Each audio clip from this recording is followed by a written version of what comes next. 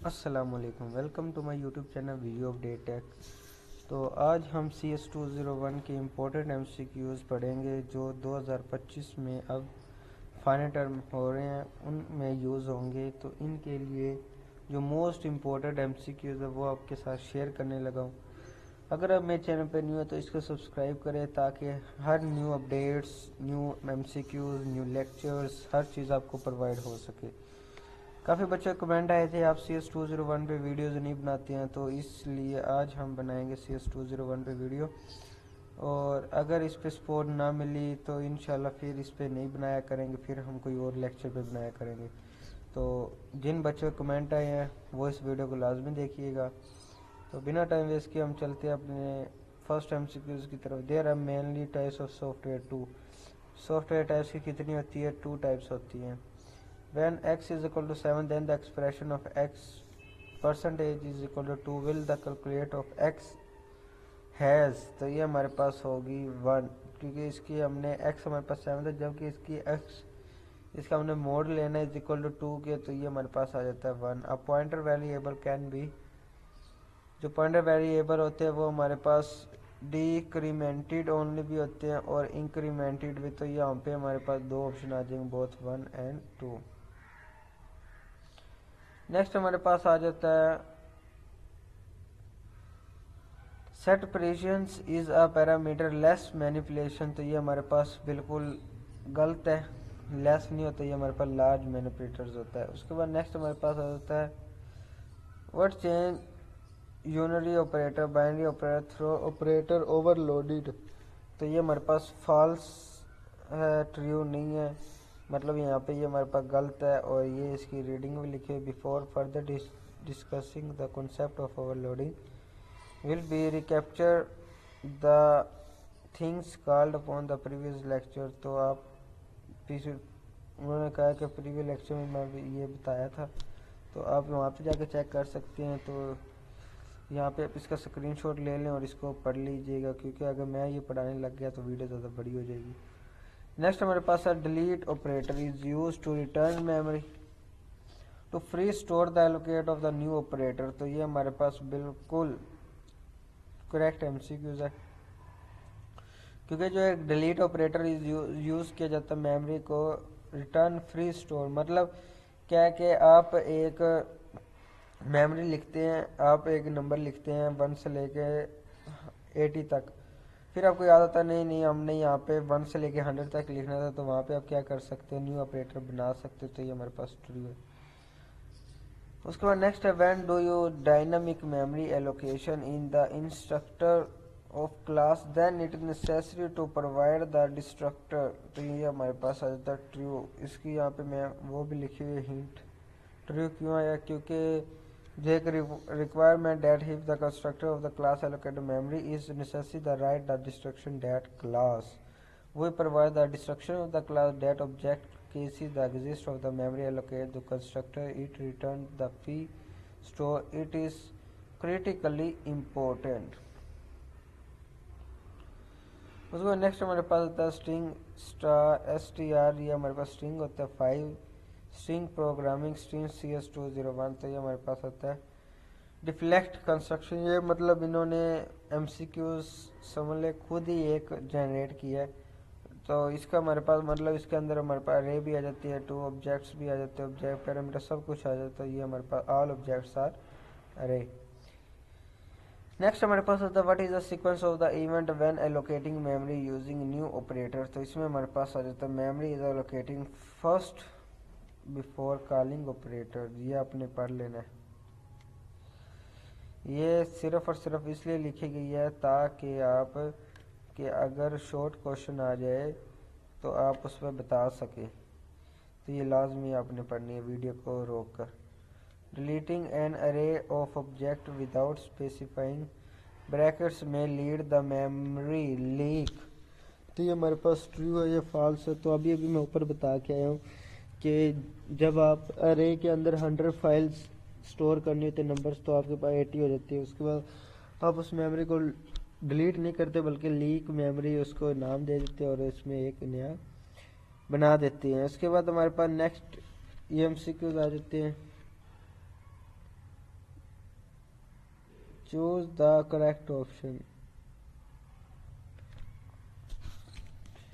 तो यहाँ पे हमारे पास आ गया the array of character having name course that has the initialised by string programming which of the following in the correct way of to do this.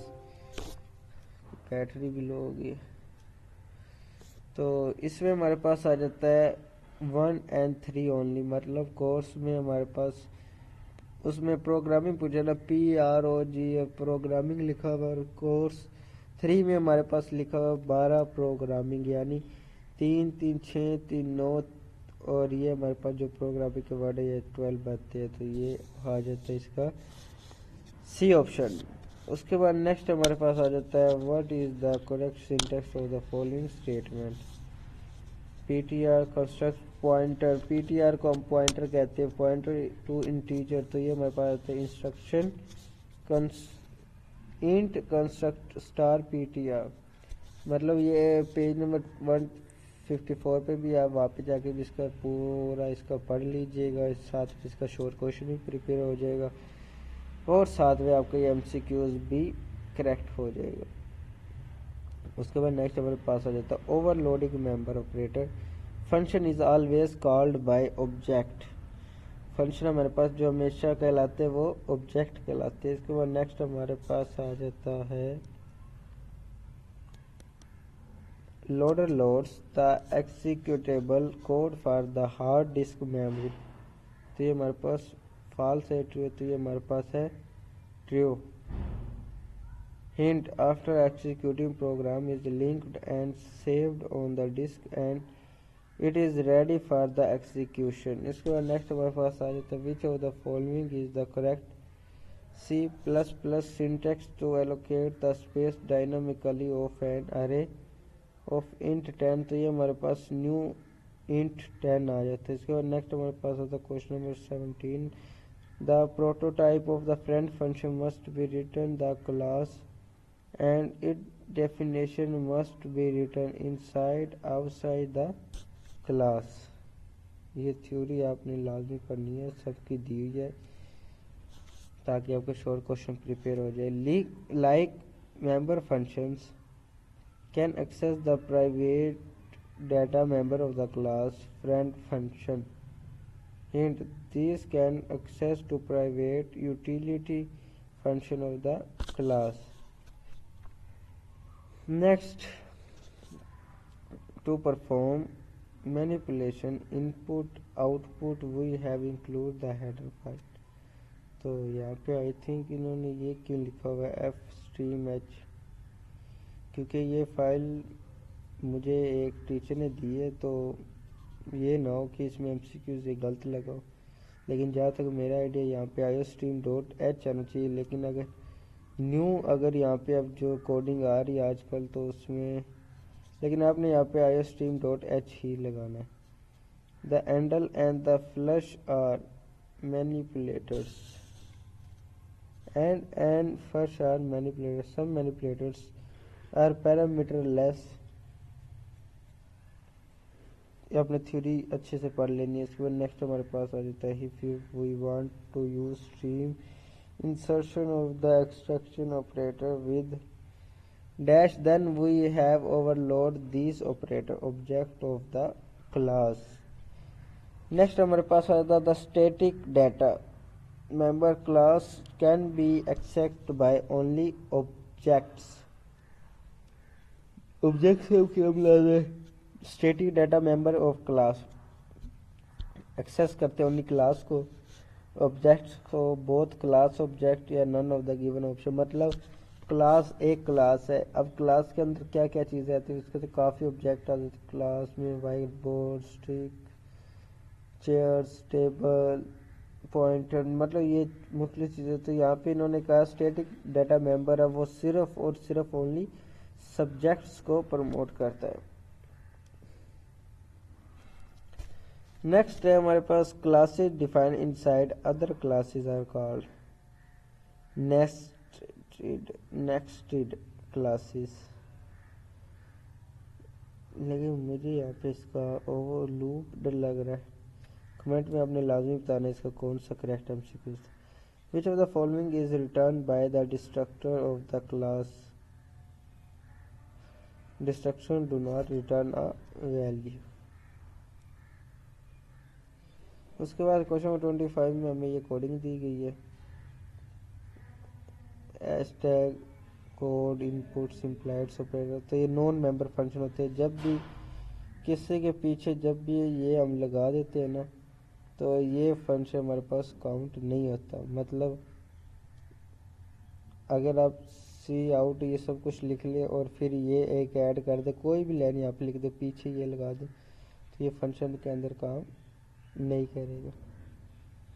उसके बाद नेक्स्ट हमारे पास आ जाता है when the compiler overloads the assign operator by default, then compiler does not allow deflect overloaded of assign to operator। assign operator मतलब जो is equal to होता है। उसके बाद हमारे पास लास्ट एमसीक्यूज है, MCQs number 27। if text of pointer string, what meant by the following statement, the text of the new string 5, the create an array of 5 string objects dynamically। Thank you for everyone. Video पूरी देखने के लिए take care, अल्लाह हाफिज़। मिलते हैं इंशाल्लाह next video में।